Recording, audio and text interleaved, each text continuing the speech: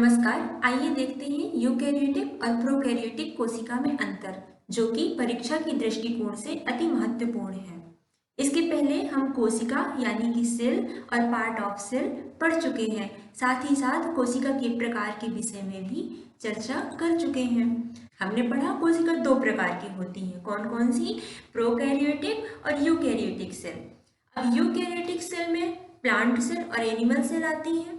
अब इसे याद कैसे करेंगे कि यूकैरियोटिक में प्लांट सेल और एनिमल सेल इसके एग्जाम्पल हैं। इसे याद करने के लिए इसे ऐसे समझिए। यूकैरियोटिक का फर्स्ट वर्ड यू है। देखिए, यूकैरियोटिक का फर्स्ट वर्ड यू है और इंग्लिश के यू वर्ड का हिंदी मीनिंग होता है तुम। और एनिमल सेल के अंतर्गत सिर्फ गाय भैंस शेर लोमड़ी, कहने का मतलब सिर्फ जीव जंतु बस नहीं आते हैं, आप में भी एनिमल सेल पाई जाती हैं। यानी कि ह्यूमन इंसान में भी एनिमल सेल पाई जाती हैं। और हम आपके लिए यूज कर रहे हैं इंग्लिश का यू वर्ड, जिसका मतलब होता है हिंदी में तुम।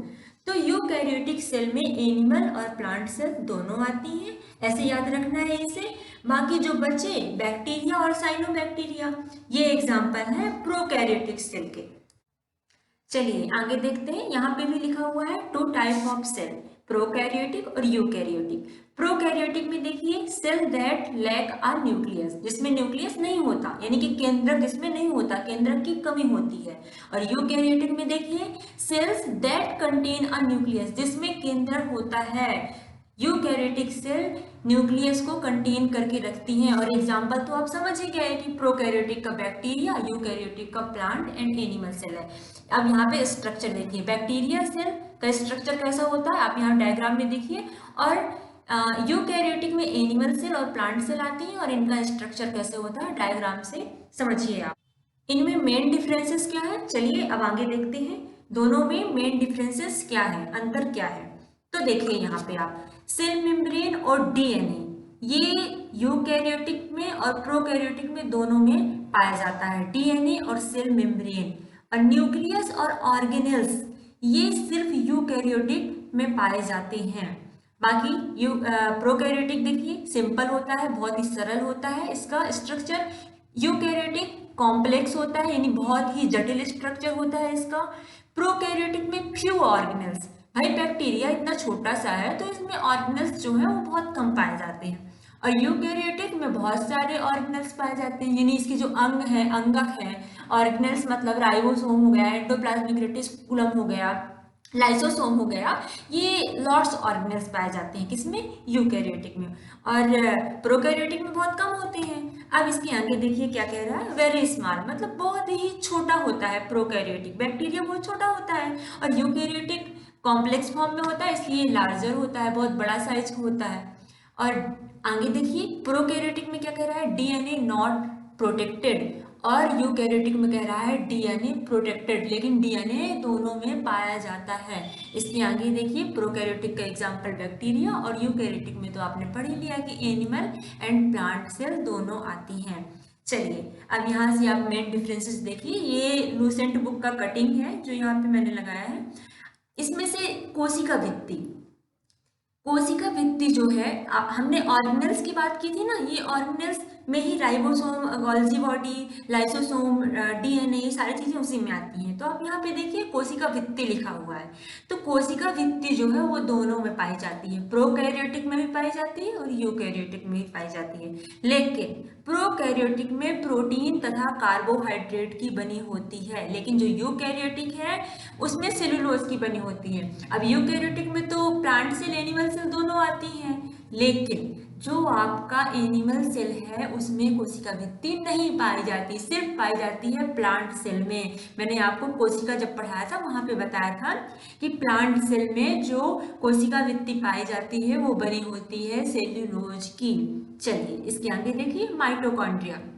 प्रोकैरियोटिक का एग्जाम्पल जो बैक्टीरिया है ना, उसमें हम पढ़ चुके हैं कि ऑर्गेनेल्स उसमें नहीं पाए जाते, ये बहुत कम पाए जाते हैं। तो माइटोकॉन्ड्रिया, राइबोसोम और गोल्जी बॉडी, लाइसोसोम और जितने भी ये हैं, तो बस इसमें आपको लिख देना है प्रोकैरियोटिक में ये अनुपस्थित होते हैं। और यूकैरियोटिक में भाई एनिमल भी आ रहा है, प्लांट भी आ रहा है, तो मैक्सिमम चीजें इसमें उपस्थित होंगी। अब इसके आगे आप समझिए माइटोकॉन्ड्रिया, इसमें अनुपस्थित होता है प्रोकैरियोटिक में, यूकैरियोटिक में उपस्थित होता है। एंडोप्लाज्मिक रेटिकुलम, इसमें प्रोकैरियोटिक में अनुपस्थित होता है और यूकैरियोटिक में उपस्थित होता है। सेम राइबोसोम 70S प्रकार का होता है प्रोकैरियोटिक में और यूकैरियोटिक में 80S प्रकार का होता है। यूकैरियोटिक भाई बड़ा है तो 80S हो गया इसमें, प्रोकैरियोटिक छोटा है बैक्टीरिया का साइज तो 70S प्रकार का हो गया। अब गोल्जी बॉडी, गोल्जी बॉडी क्या है, प्रोकैरियोटिक में अनुपस्थित होता है, मतलब नहीं होता, और यूकैरियोटिक में उपस्थित होता है। सेम केंद्रक झिल्ली भी इसमें अनुपस्थित होती है प्रोकैरियोटिक में और यूकैरियोटिक में उपस्थित होती है। लाइसोसोम देखिए, लाइसोसोम भी प्रोकैरियोटिक में नहीं होता है और यूकैरियोटिक में जो आपका एनिमल सेल है उसमें लाइसोसोम पाया जाता है।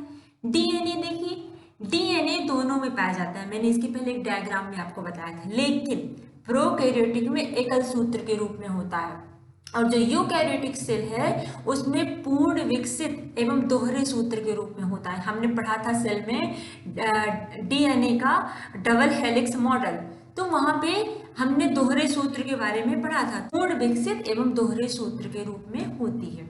चलिए इसके आगे देखिए, कसाबिका, केंद्रिका, सेंट्रियोल, ये सभी अनुपस्थित होते हैं और कसाबिका एक तंतु होता है और इसमें यूकैरियोटिक में 11 तंतु होते हैं। ये इतना ज्यादा इंपॉर्टेंट नहीं है, मेन चीजें ये हैं कोशिका भित्ति, mitochondria, ribosome, Golgi body, DNA जो पूछता है। हाँ एक चीज और यहाँ पे इंपॉर्टेंट है जो जहां से एग्जाम में प्रश्न बनता है, श्वसन, कि प्रोकैरियोटिक में जो श्वसन होता है वो किसके द्वारा होता है, तो प्रोकैरियोटिक में यानी कि जो बैक्टीरिया है, साइनोबैक्टीरिया है, तो प्लाज्मा झिल्ली द्वारा इनका श्वसन होता है। यूकैरियोटिक में इनका श्वसन माइटोकॉन्ड्रिया द्वारा होता है। प्रकाश संश्लेषण, ये भी एक इंपॉर्टेंट प्रश्न यहाँ से बनता है। ये प्रोकैरियोटिक में थाइलेकाइड में होता है और यूकैरियोटिक में जो आपकी प्लांट सेल आती है तो क्लोरोप्लास्ट में होता है। एनिमल सेल में तो प्रकाश संश्लेषण होता नहीं है। कोशिका विभाजन अर्धसूत्री प्रकार का होता है प्रोकैरियोटिक में और यूकैरियोटिक में अर्धसूत्री एवं समसूत्री दोनों प्रकार का होता है। चलिए कंप्लीट हुआ प्रोकैरियोटिक और यूकैरियोटिक में difference. Thanks for watching and subscribe my YouTube channel for more updates.